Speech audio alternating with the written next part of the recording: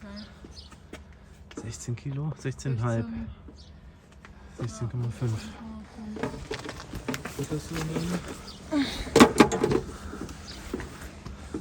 15. Digga, meiner ist ja viel schwerer. Was? Wir haben gerade rausgefunden, dass die Berghütten hier auf dem Kungsleden noch gar nicht offen haben. Die gehen erst so in 4 Tagen auf. Also haben wir auf jeden Fall erstmal Zelttime für ein paar Tage. Ja, sind wir ein bisschen früh dran. Aber egal, wir haben ein Zelt dabei. Wir haben genug Essen dabei. Dann los geht's.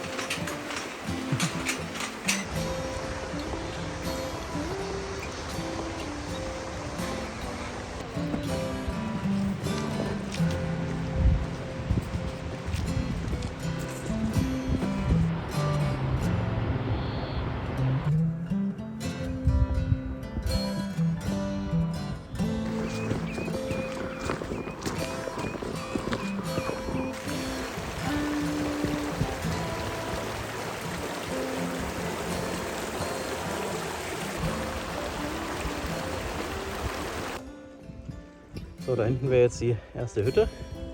Aber da die ja noch nicht auf hat, geht es weiter. Und wir suchen uns dann gleich mal einen Platz fürs Zelt. Wetter ist suboptimal, aber machst du nichts.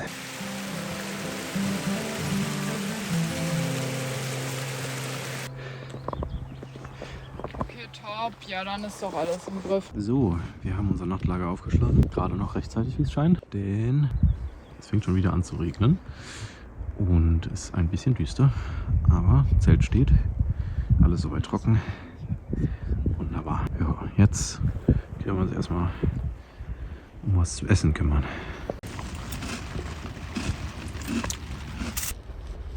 So, Tag 2 geht los.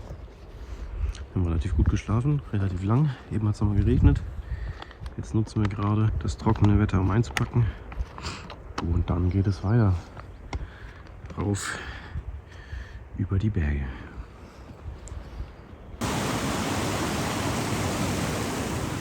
Alles wieder aufgefüllt. Aufgewaschen. Super frisches Bergwasser.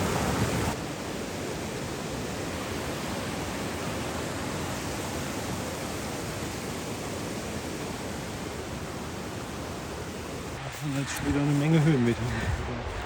Oh ja.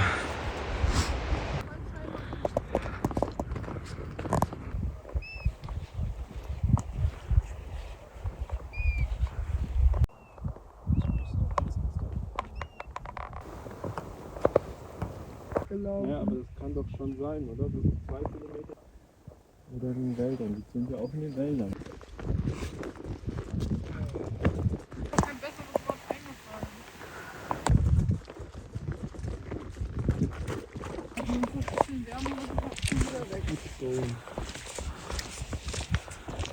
Tag 2 läuft ganz gut bisher. Jetzt müssen wir noch gute 11 Kilometer weiter. 9 haben wir schon ungefähr. Ja, noch bis zum Ende vom Tal hier. Da ist dann die nächste Hütte und dann denke ich, werden wir auch dort in der Nähe wieder unser Zelt aufschlagen. Oh ja.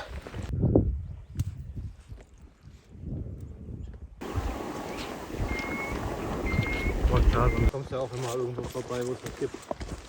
Ja.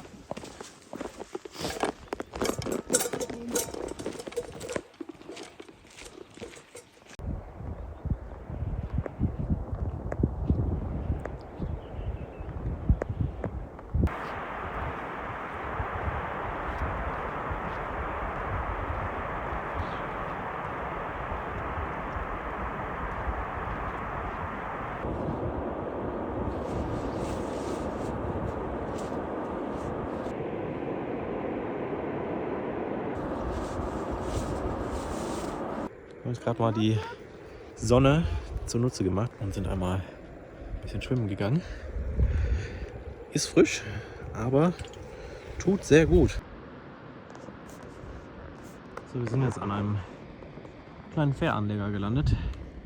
Da könnte man sich jetzt, wäre es Hochsaison, hier ein Stück über das Wasser mitnehmen lassen und so die Route verkürzen. Aber das geht ja erst im Juli los. Wäre auch echt ein cooler Spot zum Campen, aber wir wollen noch ein bisschen weiter das schöne Wetter nutzen, noch ein paar Kilometer zu machen. Noch gute 5 Kilometer, dann haben wir unser Tagesziel erreicht. Und dann schauen wir mal in der Ecke, ob wir was zum Zelten finden.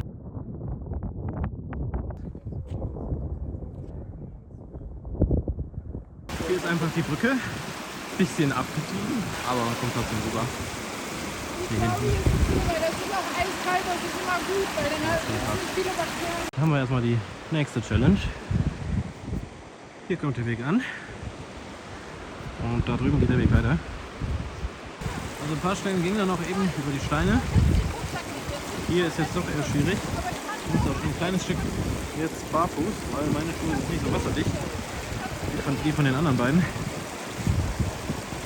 Wir haben es geschafft. Wir sind drüber.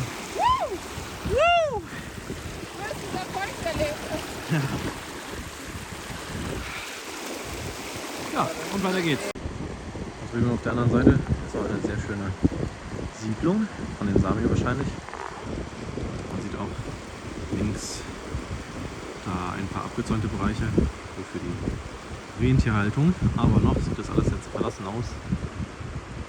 Ja, ist wahrscheinlich auch mehr für den Sommer gedacht. Jetzt machen wir uns aber mal wieder auf den Weg, wenn da hinten.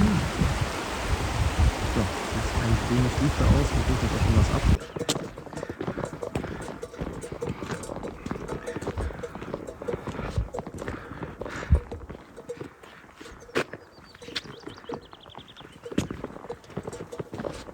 Davon sieht man schon die nächsten Hütten. Das war unser Tagesziel. Wir müssen natürlich noch ein kleines Stück weiterlaufen, um unser Zelt aufzuschlagen, weil wir nicht direkt daneben zelten können. Aber wir haben es jetzt fast geschafft. Sogar mit 2 Regenbogen.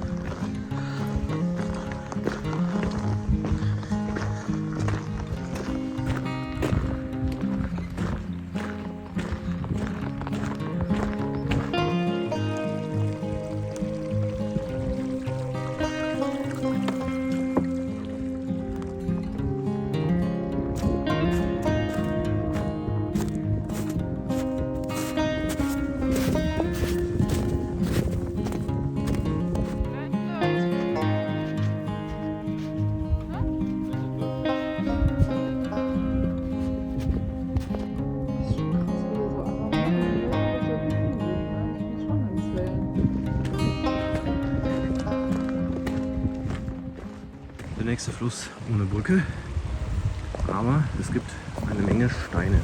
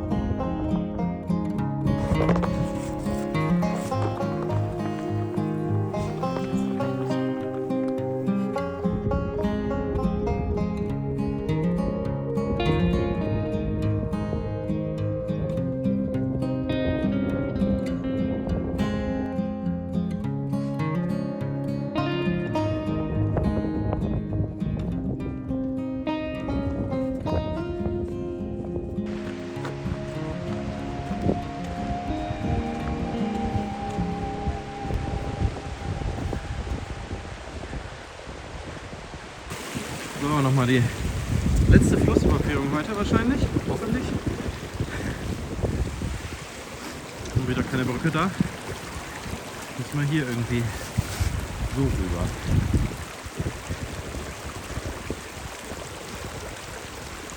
So, wir haben es wieder über den Fluss geschafft. Jetzt machen wir noch einmal unsere ganzen Behälter voll und dann geht es was hoch. Da sind wahrscheinlich keine Flüsse mehr. Deswegen nutzen wir die Gelegenheit. Dann haben wir unser Etappenziel Nummer 3 auch erreicht.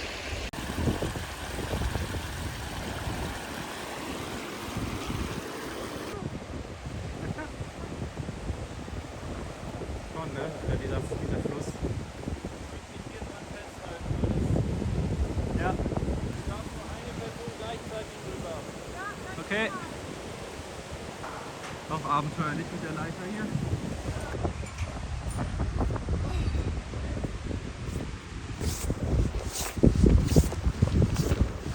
Tag 3 ist um. Wir haben heute gute 14 Kilometer zurückgelegt und zum Schluss kamen auch noch einige Höhenmeter. Jetzt sind wir hier auf 1000 Meter Höhe ungefähr in Tjekja. Jetzt sitze ich hier schön gerade an einer der Hütten. Es gibt ein paar Gebäude. Da drüben die Haupthütte. Hier, das ist die Hütte vom Hüttenwart und es ist auch ein Raum als Notunterkunft, auch vor allem für den Winter.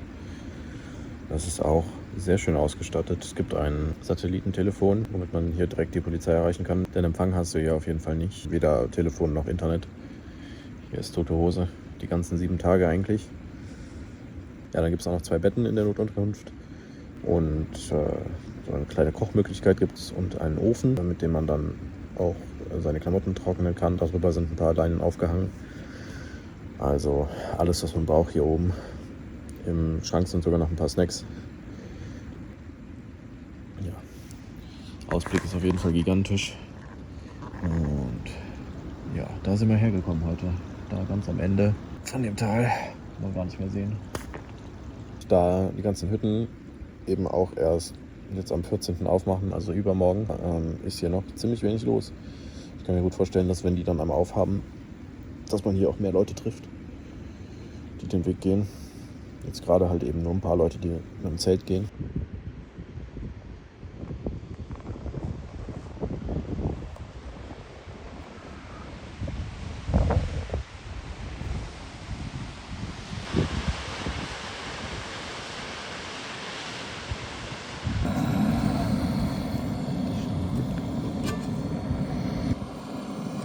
Heute gibt es nochmal Kartoffelpüree aus der Tüte mit Soße und schön Butter.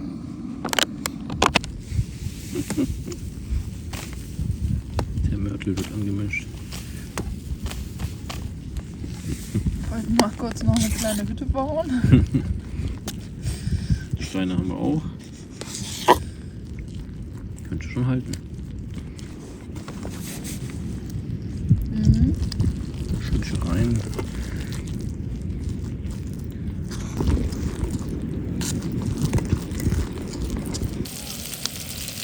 Hier, Stern natürlich wieder auf 1000 Meter Höhe.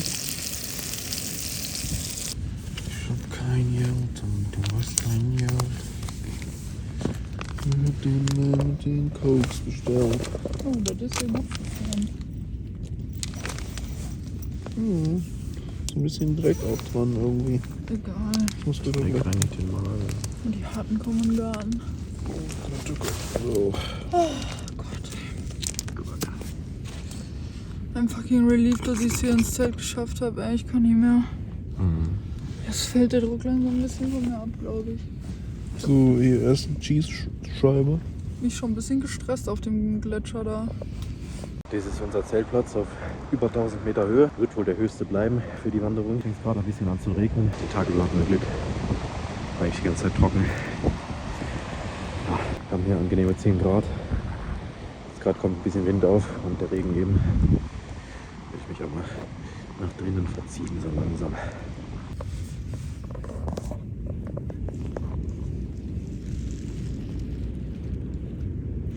So, Tag 4 geht los. Heute ein bisschen später, ist kurz vor 1. Aber wir haben wieder eine kleinere Strecke vor uns. Wetter sieht sehr gut aus. Zumindest noch. Kann sich natürlich hier immer schnell ändern. Aber aktuell ist sogar die Sonne ein bisschen draußen. Was will man mehr?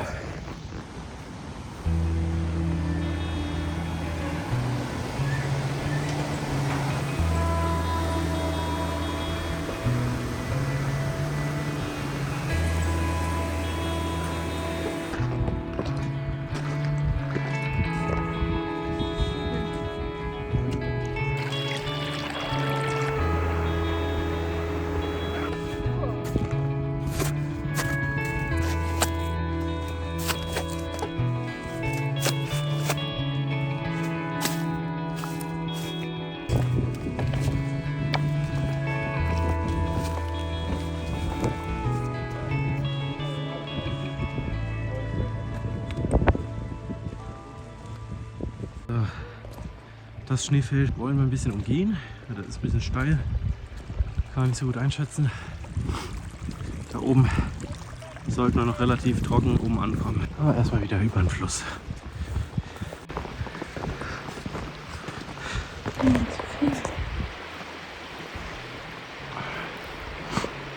Einfach aus dem Nichts gerade aufgetaucht hinter uns.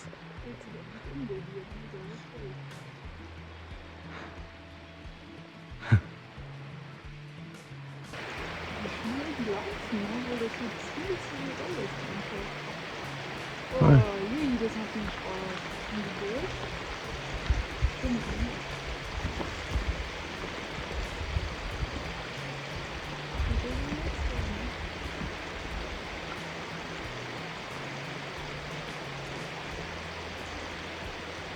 Eine richtige Tierdoku hier.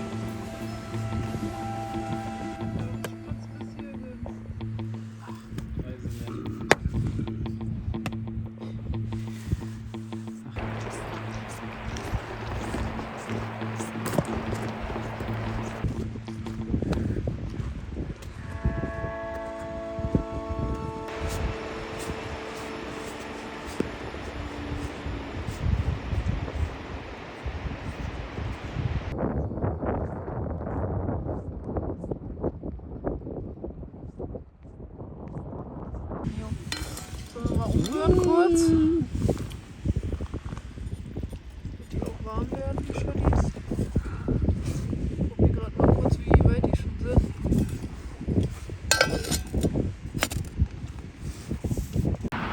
Nämlich noch Endstufe nachts.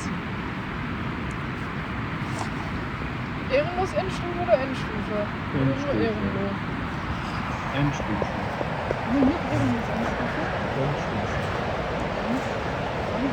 Tag 4 war kurz und knackig. Gute 13, 14 Kilometer heute gemacht. Sind auch an der nächsten Hütte angekommen, wie man hier sieht.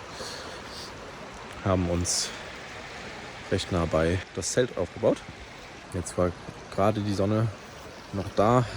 Jetzt ist es hinter Berg verschwunden. Untergehen tut sie hier ja nicht. Morgen öffnen dann wohl auch die ganzen Hütten. Jetzt ist hier wohl heute auch schon der Hüttenwirt angekommen. Das heißt, morgen ist dann unsere erste Etappe, wo wir dann am Abend auf eine bewirtete Hütte treffen werden. Ob wir das dann nachher in Anspruch nehmen, schauen wir mal. Eigentlich sind wir ganz glücklich im Zelt.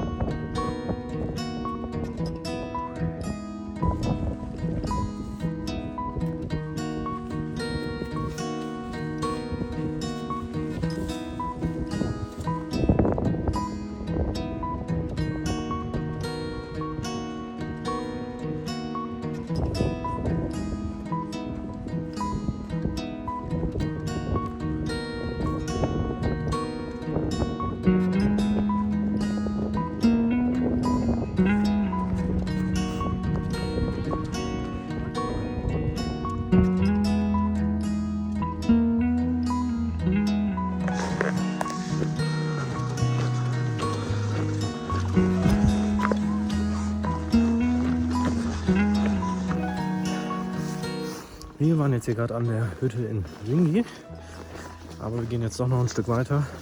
Wir haben hier gerade mit dem Hüttenwart gesprochen. Jetzt ist hier nämlich tatsächlich auch mal jemand.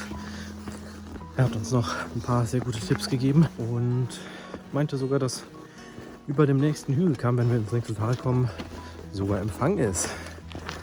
Von daher gehen wir jetzt noch ein Stück weiter in der Hoffnung, dass wir dann wieder eine kleine Verbindung zur Außenwelt haben. Ja, haben auf jeden Fall gerade eine gute Pause gemacht. Jetzt sind wir wieder einigermaßen fit. Und weiter geht's. Oh Mann, oh Mann, oh Mann.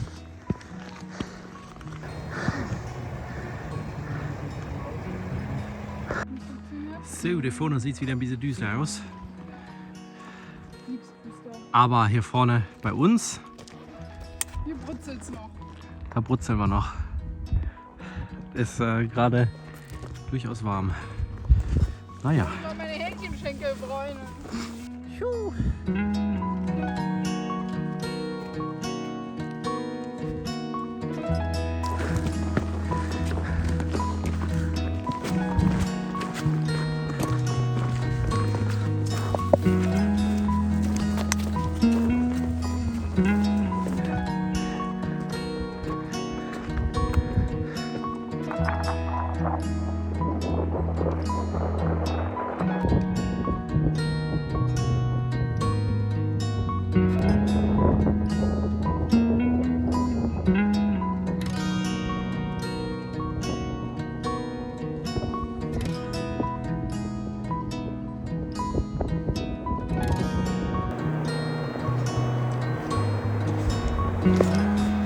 So, man kann jetzt das erste Mal so ein bisschen in das Tal reingucken zur Kebnekaise-Fjellstation, also zu der Bergstation vom Kebnekaise. Wir sind jetzt noch ein bisschen weiter gelaufen als geplant. Eigentlich wollten wir nur bis Singi, jetzt haben wir schon 8 Kilometer mehr. Die Etappe morgen wären auch nur 14 Kilometer gewesen. Das heißt, es ist auch gar nicht mehr so weit bis zum nächsten Etappenziel. So weit werden wir aber halt nicht mehr gehen. Gehen jetzt hier noch gerade ein bisschen um die Ecke und gucken, dass wir einen Zeltplatz finden.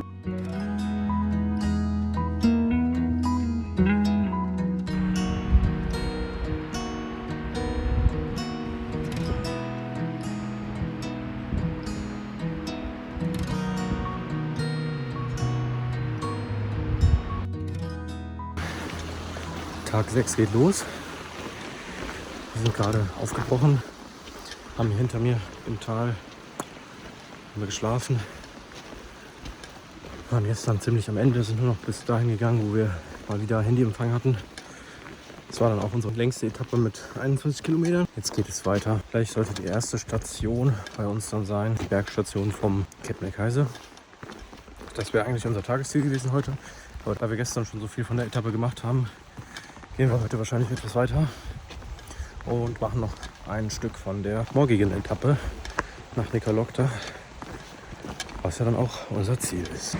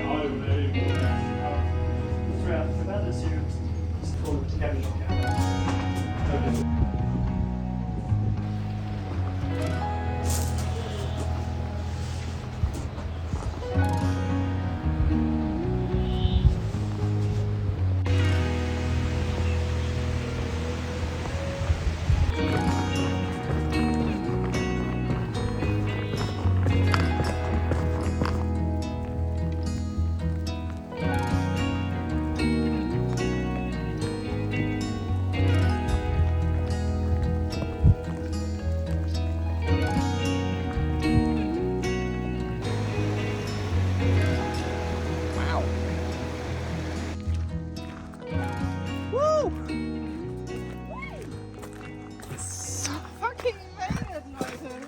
We fucking made Ja! it. Geil. Nicarlotta!